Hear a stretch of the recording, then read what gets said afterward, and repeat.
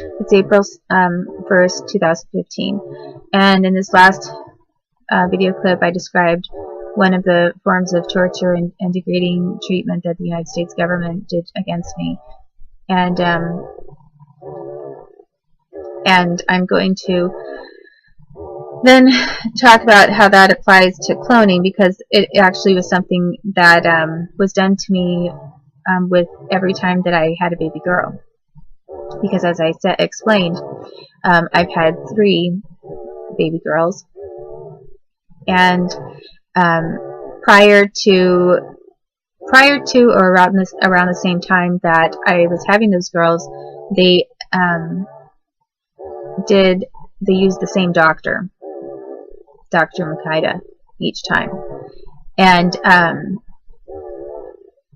when this was done by him, it was with each of the girls. And as I say, the first time, I knew that it was I knew it was my baby, and didn't think it was a clone. And I knew she had come from my body, and that she was the first baby that I had had. And they basically, my bringing up this stretching me out and then sewing me up, they would sew me up several times to make it look like I'd never had a kid. And they would try to slim me down really fast to make it look like I was never pregnant, and a whole bunch of other things. But in the meantime, they were also doing these humiliating things against me. Each time that they put me in a quote-unquote mental hospital, on one occasion, for the first one, he sewed me up in a follow-up visit. Like, he didn't sew me up at the time that I had my baby, but then he later sewed me up. So basically, I recognized that the same thing was happening that they'd done to me before. I mean, I was having the same effect with my body. And then he would sew me up. And then when I had my second baby girl, I didn't want to be sewed up, because I remembered what they had done to me a couple of times before. And I wanted to, even though it was disgraceful and caused a problem, and I couldn't control it. I couldn't control when this effect happened to me. And, you know, like in the workplace, you know, if anyone could hear it, it was like totally humiliating. But I didn't want them to sew me up, because I wanted to remember exactly what the United States government did to me. And so I refused to go to the follow-up visit. And it was actually in a mental ward when they had me in a mental facility, that they basically knocked me out, had me in a medical coma, and that is when I believe they sewed me up, because I didn't have the problem after that. And I had been sewn up, but it wasn't with my consent. It wasn't in a normal hospital setting or with my permission at all. It was basically, they forced me into a kind of a closed off medical ward type of a situation, where I was basically getting defamed and discredited by being placed into a mental ward, but they were also doing and performing surgeries there. If it wasn't there, they'd transported me from there directly to a hospital to do it. But it was against my wishes, because I had said I wasn't going to have anything done so that I could remember what they had done to me. They sewed it up. I had dyed my hair black at the time, and the black rinse, the color that I got at the store, it said it was permanent, but it actually rinsed out.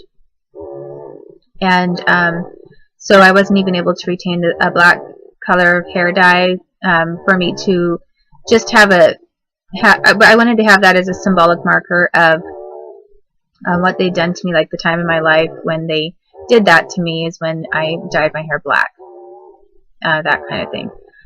And so they've done the same thing to me. The same doctor did the exact same thing to me in this last delivery, and I'm having the same effect again.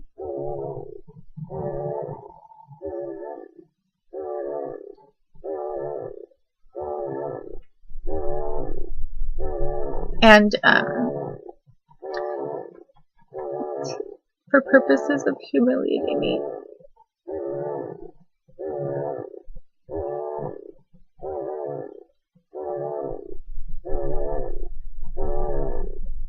And this was after they raped me. The first time that it happened wasn't after I just had a child. They had actually done that to me and caused that damage to me and my body before I even had my first baby girl. So it was basically something that they had reminded me of again when I had my baby girl. So it wasn't basically they had raped me and then done this to my body, and they told me ahead of time what they were going to do and what effect it was going to have on my body, and they made fun of me. And anyway, then after that, I then had my first baby girl, and they did the same technique in delivering her to cause the same problem. And then with my second baby girl, they did it again because it was in the same hospital, and OBGYN was the same doctor. And now it's my third baby girl. And she is, and the first one obviously was not a clone, because I didn't think of her as a clone, but the next two were, because they were identical to the first one. In appearance, completely identical. I mean, nothing was different. Their ears were exactly the same. Every single part of them was exactly the same. So you can put up photos of one next to the other, and it looks like the exact same baby. So they were, and prior to that, very long time ago, they had extracted eggs from me. A couple times in a fertility clinic, and then other times in private houses of doctors. So anyway, that's how they got my eggs to start with, and potentially it's even possible that the very first baby I had was a clone if they implanted the egg a certain way, a fertilized egg, I guess, you know, when I was knocked out, because they were also doing practicing knocking me out with various chemicals to have me completely sedated and unaware of what was being done to my body, and then bringing me out of that and testing me, and they used to ask me questions about how did you feel, did you feel like you have any effect from this one, and that kind of thing. They actually one time had me, quote unquote, helping them, they said, test out various chemicals for doing that, and it was supposedly for anesthetics and sedation and that kind of thing. But what it really was for is for purposes of using chemicals that would be hard to detect later, and which an individual wouldn't really recognize or feel they'd been drugged with later, and but would knock someone out or incapacitate them badly enough that you could do anything to their body, pretty much. You could rape them, you could implant them with a fertilized egg, for example, and you could do anything and they wouldn't know what you were doing. And then when they woke up with some of the chemicals that they tried, you didn't notice that many side effects either. So it was almost like it never happened. And it wasn't like you had like this huge hangover where you could say, I drank a lot and I have a horrible, horrible hangover from that, and that's what it's from.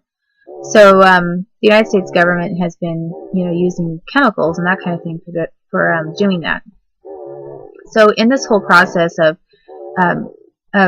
getting clones out of individuals for this clone slavery system that I've described, they have been using, probably some people are coerced to participate, some people possibly willingly volunteer to have clones, but other times they're using methods such as the one I just described, doing it to people who are incapacitated, who might even assume that they were getting pregnant by another means or reason, when actually they were getting implanted with a fertilized egg that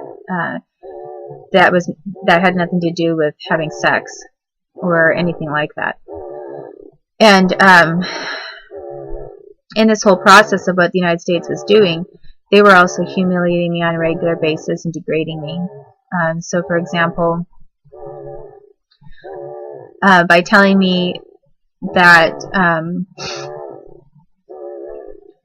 when they first had raped me before I ever had a baby, and then they damaged my body physically, deliberately with their hands. When they did that, they told me what effect it was going to have, and then they said, do you really want to talk about getting raped? And we could talk about how you just fart out of your vagina all the time. You want to talk to a whole jury about how you fart out of your vagina? Because a lot of people think that's pretty funny. I mean, they would harass me with comments like that. And anything they could do to make me feel too embarrassed or ashamed to even want to talk about what had happened to me, they did. Because as undignified as I sounded, they were, on the other hand, trying to make, for example, Katie Middleton sound like she was the epitome of dignity and